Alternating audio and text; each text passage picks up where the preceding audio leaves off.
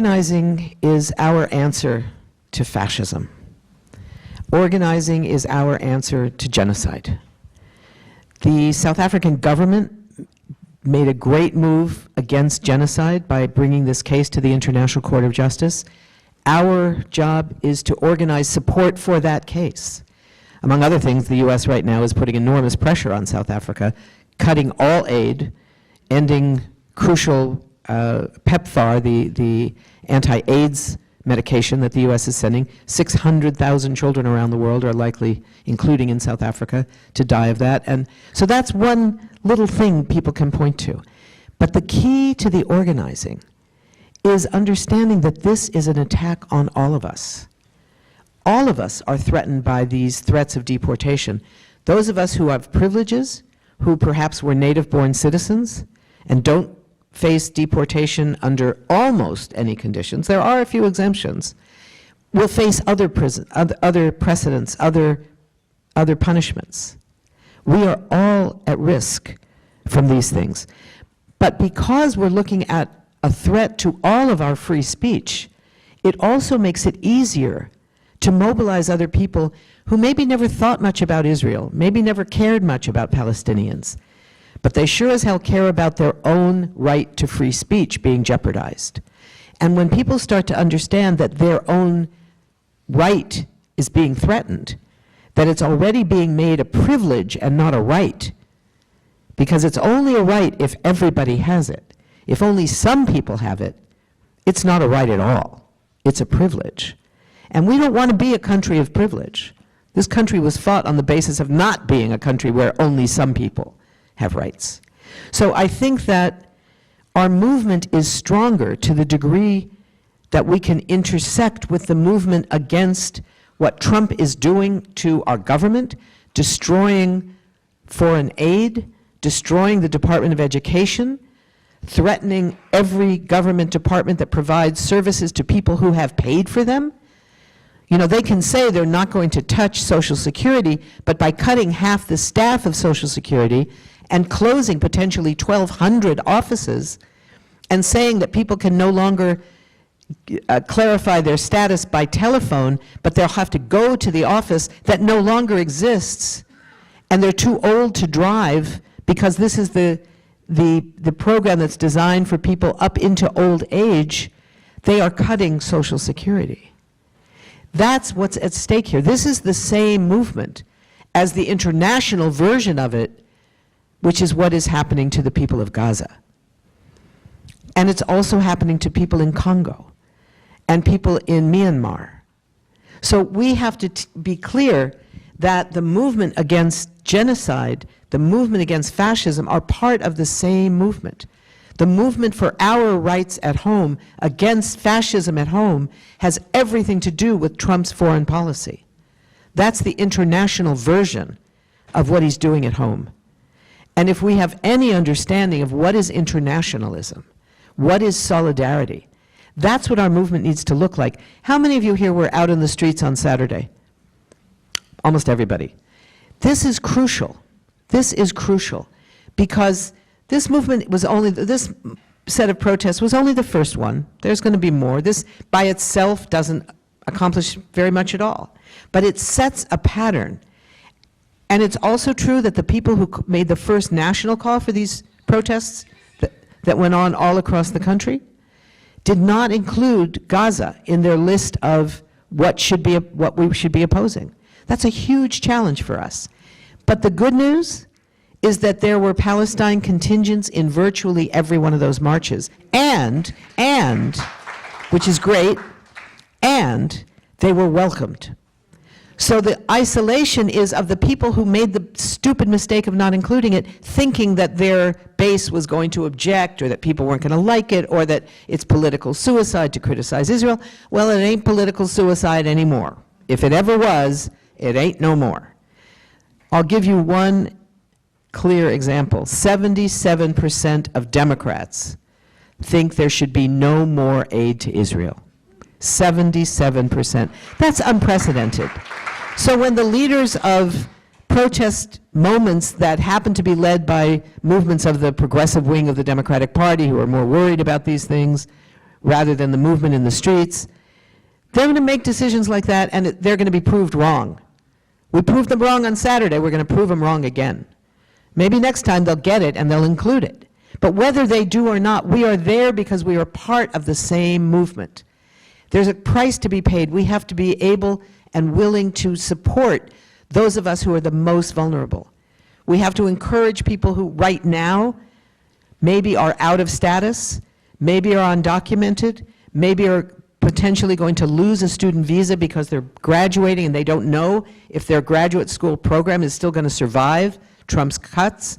Maybe they should not go to the protest because the risk is too great. So we have to recruit 5 more people who are white U.S. citizens to show up to take their place. That's what solidarity has to look like. And that's what organizing looks like now.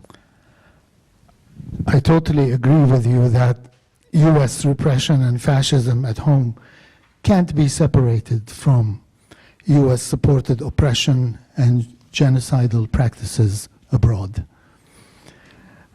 The best way to deal with our hopelessness is to remain active and fight for what we believe in. That's how we make a difference. I want to talk about the surge of student activism over Gaza is just one of the many signs that a different, better world is possible. And it's really heartening to see young American Jews and young Arab Americans and young progressives from all walks of life organizing, marching together, protesting together, speaking up against racism, war, colonialism, neoliberalism, tyrannical governments, and climate crisis, and repressive policies of the Trump administration. This is so great. Over 300 protesters from Jewish Voice for Peace, as you know, flooded the lobby of the Trump Tower recently with signs, "Not in our name." They did that at Capitol Hill and so on and so forth. Talk to us a little bit about that. Yeah. You know, this, on some level, at the level of movement building and changing the discourse, changing public understanding, changing the media, and just barely beginning to change the policies. That's the hardest. That comes last. And that's a problem when you don't have time when you're facing a genocide.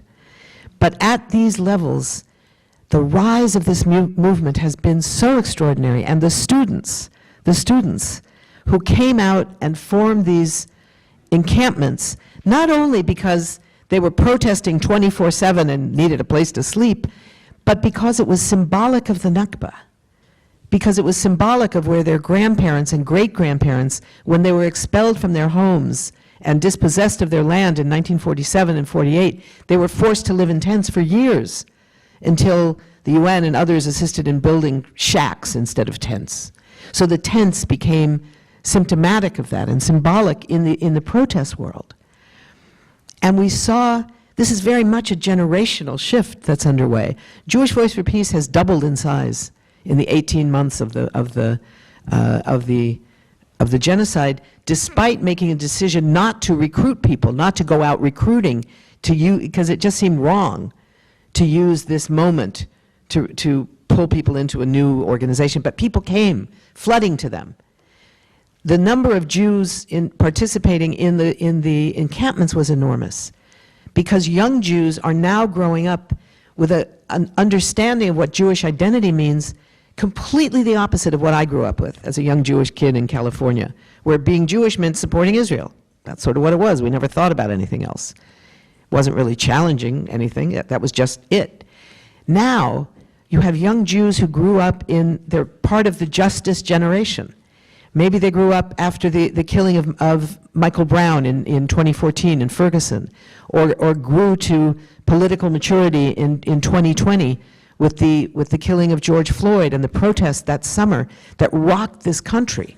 And it was young black people and young Jews and all people of color, everybody was out in the streets saying, this is not acceptable. this is racism and that we need to build a movement against racism, and that the movement for justice, the justice generation, was centered in these young people. And that's still the case. You know, the idea that for Jewish kids to grow up thinking that being a Jew means being part of a movement for social justice, working with the black kids that have grown up knowing that their own neighbors, their own friends who have faced this kind of murderous policing in this country are now fighting back in a whole new way with this much broader coalition of people from across the world, starting with the young people, starting with the students. So it's not surprising that in this stage, when Trump comes in, he is starting first with the students. They won't be the last, and they're not the only ones, but they're the first, and it's first the students who stood up for someone else, who stood up for Palestine, who stood up for the right to speak, who are being singled out. There will be others. I mean, for a long time, it must have felt as though you were swimming against the tide. I mean, I know that we've known each other for a long time. You're seen as either naive or a self-hating Jew for so long, but you and I yesterday we were discussing an article written by a friend of ours, Rami Khouri, and he's a brilliant journalist. In it, he says that Palestine has become an important U.S. domestic issue, like never before. We've seen how public discourse has changed over the last 10, 15 years, and more so over the past 18 months. But as you said, this is only happening at the public level. We have not seen that discourse change at the level of our elected officials. Maybe you and I will disagree a little bit for the first time in our long history together. Because Rami and I spoke together in Boston day before yesterday, and we talked about this in our presentations. We have started the process of changing the political discourse, the policy discourse. It isn't there yet, clearly. But the fact that you had 4 weeks ago, 19 members of the Senate voting to sign a joint letter of disagreement to the White House to try to prevent a part of this aid to Israel has never happened before. Now, 19 members, when there's 100 there, that's not enough. But it was 40% of the Democrats in the Senate. That's huge. We have to look at it in this historical context, right? That had never happened before. I had never thought that I would live to see the day when a politician, let alone a president, could be thrown out of office for being too pro-Israeli. I never thought that could happen. And she was. It's not the only reason. We have to be very careful here. There were all kinds of reasons that people didn't vote for Kamala Harris. One of them was that for the right reasons, in my view, the uncommitted movement was very focused on the primaries and did not tell people what they should do in the election. It was a very hard decision, knowing what the alternative was going to be, what we're now seeing. And we have to be clear that it's not as if something is better now in Gaza than it was or would be under the old regime. But it was because of that failure. You all know about the poll that showed, do you know about the poll? Maybe not. I'll tell you one other poll. The poll it was a very specific target. People who voted for Biden in 2020 and did not vote for Biden in 2020, for Harris in 2024. Now that included people who didn't vote at all, people who voted for Trump, people who voted for Mickey Mouse, or people who voted and wrote in Gaza, or anything in between, but did not vote for Harris and had voted for Biden. They were given 6 options. Pick the most important reason that you didn't vote for Harris. There were 6, and we know that you had many, but pick the most important one. When I heard about that poll, I said, well, obviously the first was the economy. Well, no, the economy was second with 26%. The first was Gaza with 29%, the Middle East. That was huge. I kind of shook when I read that, because I thought it can't be right. And then, of course, we have to do the education that makes people understand that that's actually still the right thing to have done for many people who were being asked to vote for someone who was funding and arming the army that was killing their own families. And understanding that meant that, yes, the consequences are horrific of the fact that Kamala Harris didn't win. They would have been horrific in all kinds of ways if she had won. Our work wouldn't have been over. But our work is horrific now because she didn't win. And that is a reality we never saw before. And has the Israel-Palestine become a major domestic political issue because the government's pro-Israeli actions are effectively degrading American citizens' constitutional rights and are generating a huge pushback? Is that? I think right now that is the case. What Trump is doing right now with these arrests, with this thuggish, deliberately terrifying behavior, this isn't just about jerking somebody's visa and notifying them, sorry, you're going to have to leave the country, you've got 24 hours or whatever. That's horrifying. But that's not even what they're doing. They're not telling people that they're removing their visas, that they're deeming them unacceptable in this country. So they're walking down the street, in one case obviously at Tufts, coming back from an iftar dinner, and suddenly accosted on the street by 6 people dressed in black with hoods and masks, no identification who they are, grabbed, handcuffed, and thrown into an unmarked car. That's the action of fascism, fascist governments. We see it all around the world. We haven't seen that here very much. That's what this is.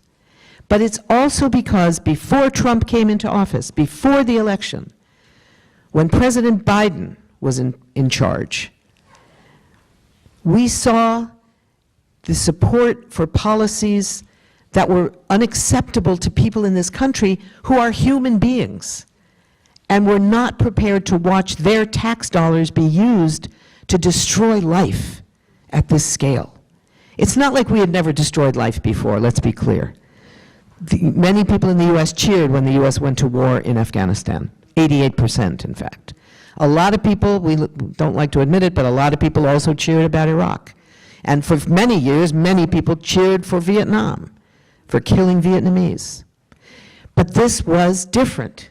And massive numbers of people have said, this is not okay. It went too far. For us to see this made real what had only been reported in few arenas of the media. So it is what you just said, Michel, that it is a recognition that our rights are threatened. That should make our mobilization, our organizing easier. But it also means we have to work harder, because what we are facing is not even close to what people in Gaza are facing. So it just means we have to work harder to stop that primary problem, which will then bring an end to what we're facing here at home.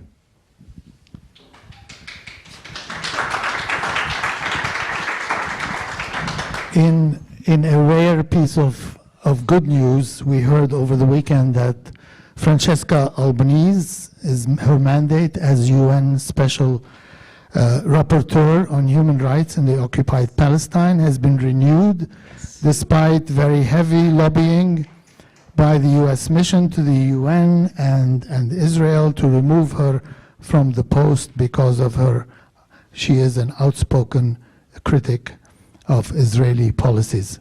So there was a relentless campaign by UN Watch, the World Jewish Congress, by the Zionist Youth Organization, this Betar. You were twice shortlisted for this UN job. Tell us who Francesca Albanese is and what does a UN Special Rapporteur do? Very briefly, because we're getting the word that we need to wrap up, partly because we need to sign some books out here. But I will say, I was shortlisted twice. I never thought I was going to get it, and I was quite surprised to be shortlisted. But Francesca Albanese is a hero of mine. Francesca is an Italian lawyer. She taught at Georgetown. She's a human rights lawyer for many years, has written books on how the law has betrayed Palestinian rights, etc. The UN special rapporteurs, which are some of them focus on specific issues and some on specific regions, are human rights observers. They are appointed by the UN Human Rights Council, but they are not UN employees. For one, they're not paid. They get airfare twice a year for 2 trips a year, but that's it. They have to raise their own money to do their work. Also, they are not UN employees, so they can't be fired directly by the UN except by the Human Rights Council. But their job is to investigate charges of human rights violations, either in a specific territory, a specific area, like the occupied Palestinian territory, which is, when you think about it, it's actually a rather narrow mandate. She is not mandated to investigate the inequality by law of the treatment of Jews and non-Jews inside 48 Israel. So she has a narrow mandate that's only the occupied territory. But within that mandate, she can look at all the various violations being carried out against Palestinians. And she has been brilliant. Her reports have been brilliant. They've been used by civil society groups all around the world. She has been bold and brave. She was attacked viciously in Germany. They tried to shut down an event that she was speaking at the law school. And when they finally allowed it to go forward, it was with thuggish-looking police, German police, surrounding the room. And she has stood back and said, as a citizen of Europe, I find this appalling. And it never even occurred to her to step down. So I think we have to have one more question to end. And then very, very quickly, yes. I didn't realize the time had passed so quickly. There are so many other issues that we wanted to talk about. One thing I wanted to ask you about very, very briefly is to talk about Trump's appointee as U.S. ambassador to Israel, this uber Zionist evangelical Christian Mike Huckabee, who doesn't think Palestinians exist. Well, you just said all that needs to be said. This is a man who has said publicly there is no such thing as a Palestinian. He took the words right out of the mouth of Golda Meir, who famously said there is no such thing as the Palestinian people.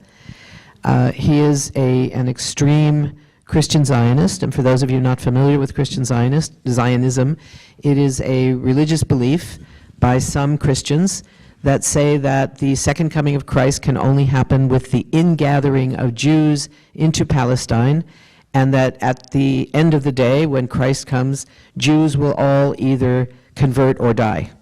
Which, for those of us who are Jewish, it's not a great choice, But the more important point is, he says there is no such thing as a Palestinian person. He supports the full Israeli annexation of the West Bank, a very, very dangerous person to be representing allegedly U.S. interests in Israel. So there's a campaign underway right now because his confirmation hearing should be coming up within the next week, I think.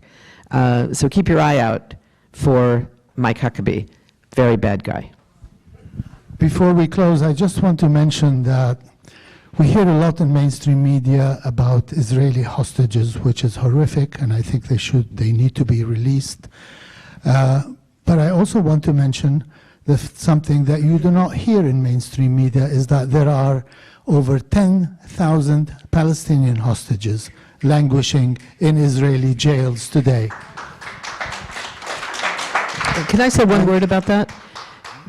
I think the problem that it's not mentioned is huge. It is mentioned when there are negotiations underway, and we often get pushback saying, why are there so many Palestinian prisoners being released and so few hostages? It's because the Palestinians have not taken 10,000 Israeli prisoners, and Israel has illegally captured them and taken them out of their territory, their country, into Israel, another violation of international law, including children.